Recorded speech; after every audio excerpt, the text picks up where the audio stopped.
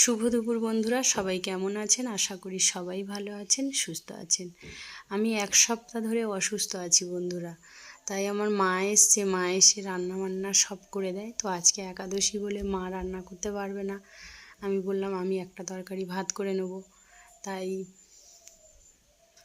ভাবলাম অনেক দিন পালং শাক দিয়ে কচুর ঝোল খাওয়া হয়নি, তাই আজকে একটু মাছ, আলু, পালং শাক, কচু দিয়ে ঝোল করব। তাই মাছটাকে লাল লাল করে ভেজে নিলাম। সেই ফাঁকে একটু গোটা জিরে বেটে নিলাম।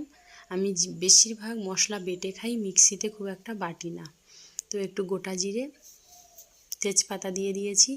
দিয়ে কচু আলুটা খুব সুন্দর করে ভেজে নেব, নিয়ে তরকারি করবো। এদিকে ভাতও হয়ে এসছে, আমার মা পুজো করছে দেখুন।